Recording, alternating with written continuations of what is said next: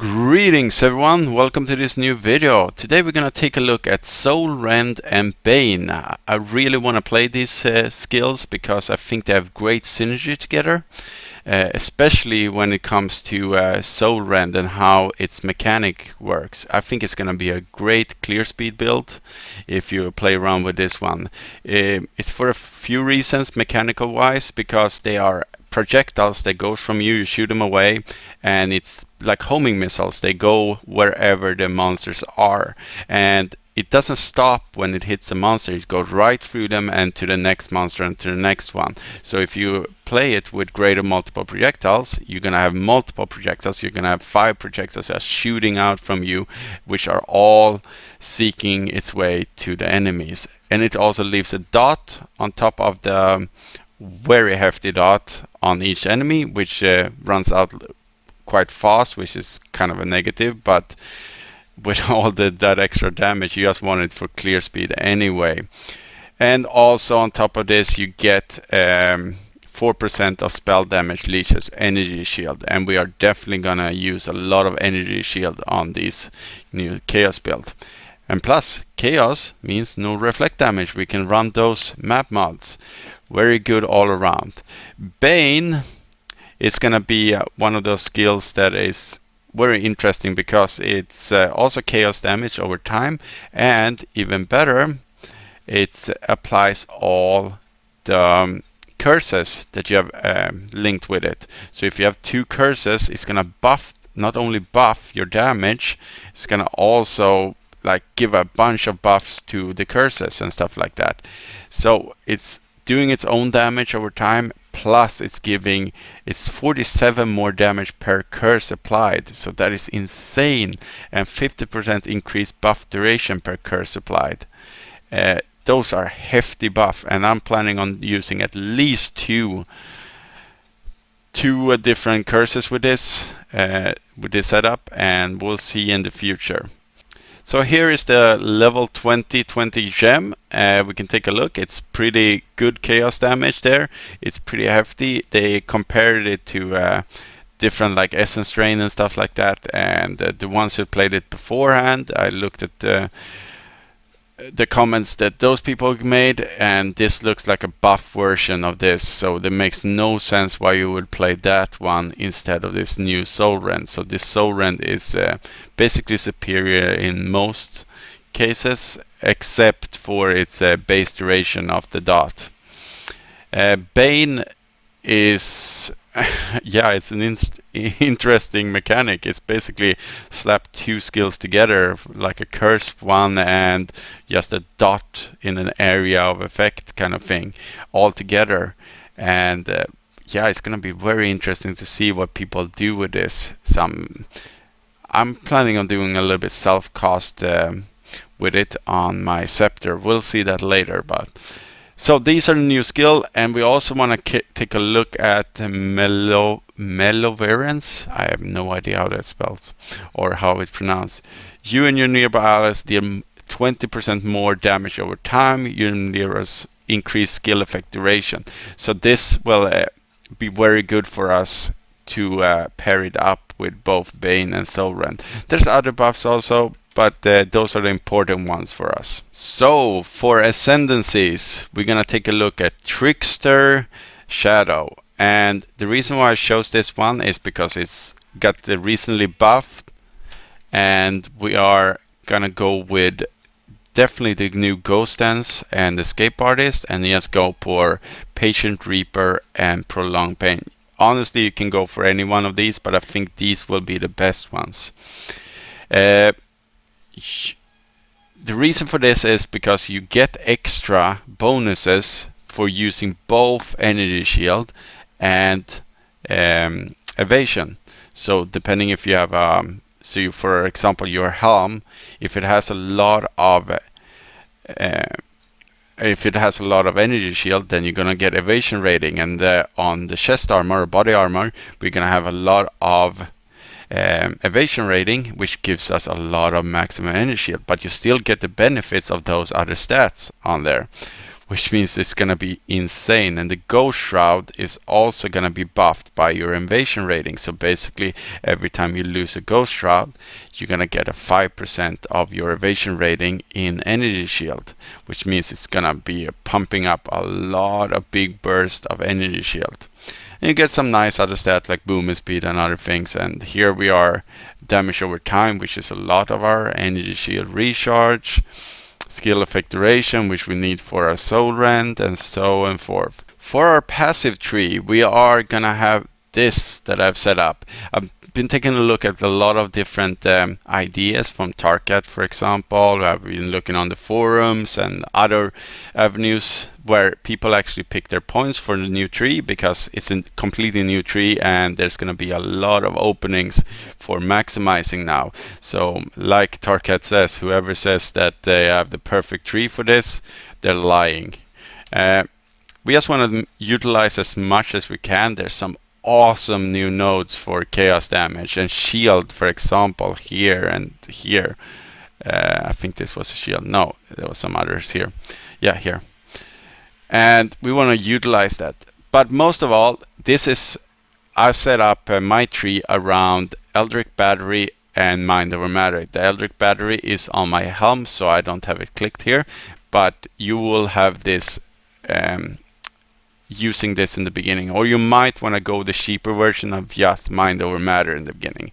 The reason for that is I want to maximize my auras and stuff like that, so I want to use up as much of my mana on auras and different buffs and stuff like that. So you can take a look yourself here. I've gone for a hefty mixture of different buffs, so we're gonna have a lot of spell block, we're gonna have a lot of attack block, and yeah, tons of life and tons of energy shield. We're gonna have up to, yeah, right here we have 10,000 altogether, and then we have evasion rating on this. Evasion 70%. Movement speed is really high. We're gonna have dodge chance and spell dodge, and I have not even started to optimize my gear. So I'm just telling you, this one will definitely be a good build just in survivability. We'll see how it scales with the new Soulrend and Bane skills, but I have no doubt this will be yeah, insane. It's probably gonna get nerfed in 3.7, just like Winter Orb got nerfed in this league. Again, Winter Orb got nerfed 10% though. So in the immortal words of Caesarion, he said that, oh, yeah, Winter Orb is not playable anymore, people. It was only 500% too OP in 3.5, and now in 3.6 it's completely unplayable, because now it's only 490% overpowered, so not playable at all. I like his sarcasm there. So, going on with this, just pick up as many. There's new clusters everywhere, and extra curse, it might be good for you also. And yeah, this is a good suggestion. I took the best out of all the trees, and I read all the forum posts of other people writing about it. I made my own judgment from my own experience, and this is what I came up with. I used every point, so obviously you might want to prioritize somewhere. So before we go into the items, I want to go through our links first. Bane here, because I can't put in the skills yet. Hopefully I will be able to do that soon. We're going to start with our Bane curse setup. This is going to be in our weapon, which is going to be a self-cast one. Trigger sucker spell when you use a skill is a craftable mod, which is very powerful. I used it a lot on my Winter Orb character. Best mod ever. It's a 5-second cooldown. Yes, I know. But honestly, when you're on a boss and you come in there and shoot, the first thing that's going to be shooting out is your Bane if it's first in the link. So it's going to be on that boss uptime 100%. So all you need to know is that you're going to shoot the Soulrend. Otherwise, you're going to have so many buttons to click. So we're going to go with Enfeeble and Despair. I know Enfeeble got a slight nerf, but it was so OP before, and it's still OP in its current state. And Despair, and get some extra minus chaos resistance to our enemies. For our Soulrend, which will be here, our 6th link, we would go with Swift Affliction, Avoid Manipulation, Control Destruction, Efficacy, and Greater Multiple Projectile. I think this is the greatest setup. It seems like people are pretty much on board on these links. Slower projectiles might also be a thing, depending on how Soulrend goes, because if it goes slower, it might give more damage over time. We'll see how that one turns out. And a classic Mortal Call damage taken setup. Maybe some Val Haste and Val Grace for some bosses. Not that we really need it. I just put it in there for the people who wants it. I probably not use this. I'm too lazy to click those buttons anyway. And I love this setup because it gives me automatic Arcane Search, which gives us some more spell damage, increased cast speed and stuff like that, and mana regeneration and so on. What it does is every time I use Phase Run, which is extra movement speed, and I can run through enemies, which I'm using all the time together with my movement skills, I get Arcane Search also because it procs from our Phase Run. So this is a great setup to have, and it's automate a little buff for you. Here I've written up some auras for us to that we want to have in this. So together with our items, we are going to be able to equip all of these. The new aura that gives us spell damage and stuff like that that I showed you earlier. We have the spider aspect of the spider. I definitely want because it gives a lot of it reduces the movement speed, and it also gives a multiplicative damage boost to our for only 25%. I cannot tell you how strong Spider Aura is. And Discipline for some extra energy shield. We'll see how much space we have in the end. Also, this was something they wrote on the forums. Wither with spell totem, multiple totems might be a good thing for bosses to just place out. I would definitely not use it for mapping, but for when I get to the boss, I might click this one time and then it's up. For our items, I've written in, I've taken some items that I thought was really good from both the forums and from the other people on YouTube, and some of my own choices here that I have experience with personally. They might be wrong, and there might be something better out there, but I guess testing will be the final judge on this. I definitely think that an Elder item here, or maybe Essence of Delirium, I think was the one that people are talking about. Yeah, you hits inflict decay, dealing 500 chaos damage per second. You can use an essence to craft this, and then just I would scour it down, like or not scour it down. I would annul orbit all the way down, so I only have that mod left. And what I would do that after that is multi-craft it, like you can see here. There's some insane crafting you can do with this. So I made two different versions here. That doesn't mean you have dual wield this. I think the way to go is to go with a shield, honestly, because yeah, the shield nodes are so good on the tree. Sorry. Then we have some different shields here you can take a look at.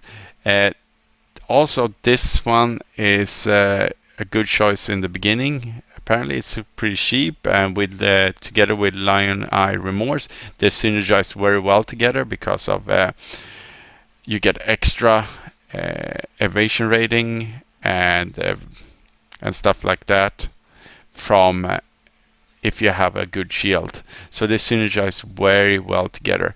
But honestly, I think a rare shield could be also good because you can get up to like insane number, and you can get power charge on when you block and life and like much more armor in the end. So I don't know. There might be some self-crafting. I love to self-craft my own shit. So, Body armor, I would probably go for the Crossbury Will, because it gives us an extra curse. That means we don't need to go up there in the tree if we need that extra curse, and also gives us a bunch of other things that we need. We can also go for the Fox and look at that evasion rating. That evasion rating is going to boost our Ghost Shroud, I believe it is, our Ascendancy, which means that we're going to get so much ES out of this. This is over 300 ES plus that evasion. So very good. The same thing with this one, some extra damage and some good stuff. But I think I will go with the Crossbury's Will. Gloves, just ES. Try to get as much ES. Frenzy Charge on kill, maybe, because we want Frenzy Charge and Power Charge gain without using the Ascendancy for it. So this might be together with the shield, a way to get both of those. I like these boots also, honestly, Bubonic Trail, because you can get 2 Abyssal Jewel sockets, and it has a bunch of the good stats. Because Abyssal Jewel sockets are so OP, you can get so much flat chaos damage and so many other good stats, like maximum energy shield, like 50. That is flat 50. You can elemental resistance, and yeah, you can do double mod of chaos damage to spells. So those will scale our damage very good. And otherwise, at serious steps were recommended. Some more dodge. I honestly don't think we need any more. It has really high evasion, yes, it has life, and it has movement speed, it has dodge spell, so it's a very good thing to have. But for end game, I would probably go for this Bubonic Trail. Then Abyss Jewels we already talked about. There's other stats you can also go for, of course. This one is I'm a little bit insecure about the amulet spot, because this is the one that they want to use on the forum, one of them at least. I don't know. I think a self-crafted one will probably be better. We'll see what you say in the comments and what people choose to say on the forums and stuff like that. I love Mark of the Shaper. There's only one caveat here. I don't know if that adds 16 to 53 lightning damage. The spell will completely wreck us, because it will always, every time we hit someone and it's a elemental reflect map, it will always be reflected damage to us then, and we normally don't have enemy. We don't need to worry about that mod normally. So this might be a wrong choice for those maps. So you might want to have an extra one, but the reason why I want this one is because the 70% increased spell damage if you have the Elder Ring, because Elder Rings you can multi-craft. You can have shock nearby enemy for a second when you focus, for example, which means you get a 20% increase in damage. It's not like normal. It's on top of your already final count of damage. Chaos damage, minus mana cost, maybe if it's gonna cost a lot. You get ES, life. I mean, this ring should be insane. I love Stygian Vice for our belt slot, because it is, yeah, you get an Abyssal socket, and I don't think anything is better than an Abyssal socket if you have a good Abyssal jewels to put in it. So again, it's only because of that. Otherwise, it's just flat energy shield and life. Flasks. I don't know if we need life leech, so I picked this one. Chaos damage leech as life during the flask effect. Plus the chaos resistance might be nice, because if you get chaos damage towards us and it bypass the energy shield, obviously it will. Our life pool is not as big as our energy shield pool, so we might want to have that one. I don't know yet, we'll see.